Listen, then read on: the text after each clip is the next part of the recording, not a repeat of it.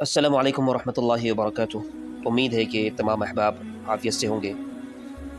जैसे कि हमारा सिलसिलेवार चीज़ें चल रही हैं, कल हमने पानी की अक़साम और किन पानियों से हमें तहारत हासिल की जा सकती है और किन पानियों की क्या क्या क्वालिटीज़ हैं, उन सब चीज़ों को जाना। आज हम जानेंगे नापाकी कितनी किस्म की है, कौन कौन सी किस कैटेगरी में आती है।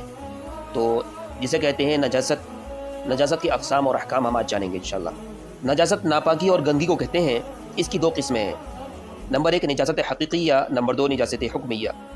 नंबर एक निजासत हकीकिया वो निजासत है जो नज़र आने वाली हो, जैसे पेशाब, शराब, पाखाना वगैरह। नंबर दो निजासत हुक्मिया वो निजासत है जो नज़र ना आने वाली हो, जैसे बेवुज़ू होने की हालत वगैरह। इस निजासत हकीकिया की दो किस्में हैं। नंबर एक निजासत गलीज़ा, नंबर दो निजासत खफीफ़ा। नंबर एक निजासत गलीज़ा ये वो निजासत है जिसकी नापाकी ज़्यादा सख्त हो और उसकी बहुत थोड़ी मकदार माफ़ हो, बहुत थोड़ी सी मकदार माफ़ हो। मसलन शराब, इंसान का पेशाब, पखाना, खून, मनी, स्पर्म नजिस है। मुर्गी और मुर्गाबी और बत्तख की बीट भी नजिस है और हराम जानवरों का पेशाब भी नजिस है, यानी नापाक है। इसका हुक्म क्या है? निजासत गलीज़ा बदन या कपड़े पर लग जाए तो देखा जाएगा कि अगर एक दिरहम तकरीबन 1 इंच कतर के बराबर या उससे कम है तो माफ़ है। समझ में आई? और अगर 1 दिरहम यानी 1 इंच कतर से ज़्यादा है तो माफ़ नहीं है। निजासत गलीज़ा पेशाब, पखाना वगैरह, अगर ये चीज़ें कपड़े पर लग जाएँ और 1 दिरहम यानी इंडियन करेंसी में 1 रुपया ले लीजिए, 1 रुपये के बराबर अगर है या उससे कम है तो माफ़ है। लेकिन अगर इससे ज़्यादा है तो माफ़ नहीं है, वहाँ उसको धोना पड़ेगा और पाक करना पड़ेगा कपड़े को या जो भी जगह हो। नंबर दो निजासत खफीफ़ा, यानी जो हल्की निजासत होती है। ये वो निजासत है जिसकी नापाकी कदर कम हो और उसकी ज़्यादा मकदार माफ़ हो। मसलन तमाम हराम परिंदों की बीट और तमाम हलाल जानवरों का पेशाब निजासत खफीफ़ा है, यानी हल्की निजासत है, हल्की नापाकी। निजासत खफीफ़ा का हुक्म ये है कि निजासत खफीफ़ा कपड़े या बदन के चौथाई हिस्से के बराबर या उससे ज़्यादा लगी हो तो माफ़ नहीं, अगर चौथाई हिस्से से कम है तो माफ़ है। निजासत के माफ़ होने का मतलब ये नहीं कि उसे धोया ना जाए, साफ़ ना किया जाए।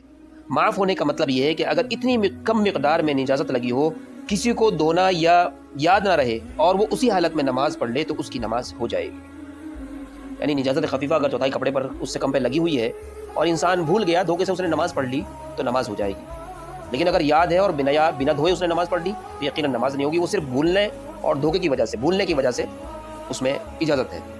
निजासत हकीकिया को ज़ाइल करने की दो शर्तें हैं।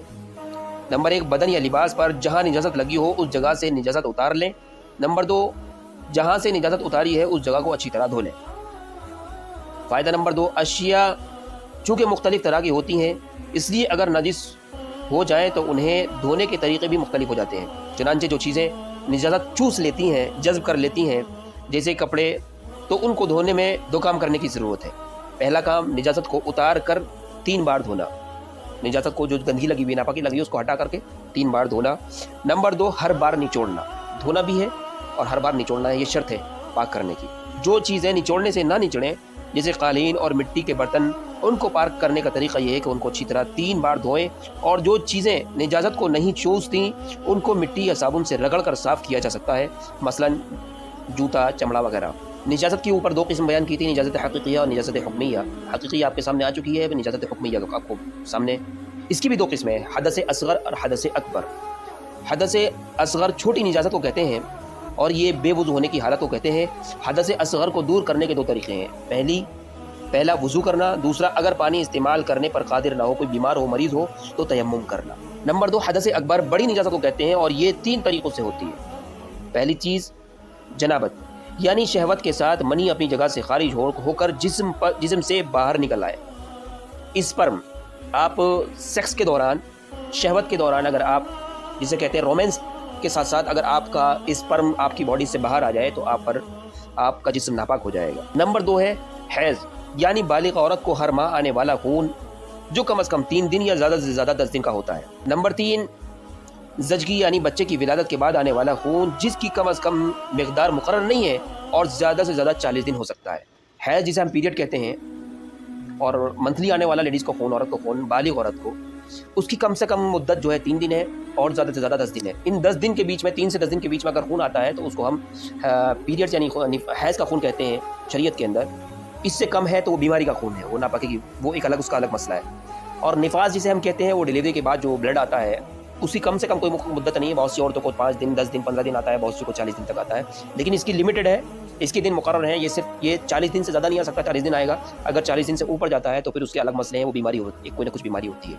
حدث اکبر سے پاک ہونے کے 2 طریقے ہیں، نمبر 1 غسل کرنا، نمبر 2 اگر پانی استعمال کرنے پر قادر نہ ہو تو تیمم کرنا، وہی والا مسئلہ ہے۔ حدث اصغر میں بھی وہی والی چیزیں اور اکبر میں بھی یہی ہے، اگر انسان پانی پر استعمال پر قادر ہے تو غسل کرنا ہے اسے، اور اگر پانی کے استعمال پر قادر نہ ہو، بیمار ہو یا پانی اس کے پاس موجود نہ ہو تو پھر وہ تیمم کر سکتا ہے، اور تیمم کرنے سے پاکی حاصل ہو جاتی ہے۔ آج کے لیے اتنا ہی انشاءاللہ، آگے کے بعد پھر انشاءاللہ پھر دوسرا باب شروع کریں گے۔ امید ہے آپ حضرات کو یہ دینی معلومات جو ضروری معلومات ہیں بالکل ابتدائی، جو ہر انسان کو پتہ ہونا چاہیے، ہر مسلمان کو، یقیناً آپ کو فائدہ ہوا ہوگا۔ بس آپ سے گزارش ہے جو لوگ چینل پہ نئے ہیں وہ چینل کو سبسکرائب کریں اور ویڈیو کو زیادہ سے زیادہ شیئر کریں۔ جزاکم اللہ احسن الجزاء، والسلام علیکم ورحمۃ اللہ وبرکاتہ۔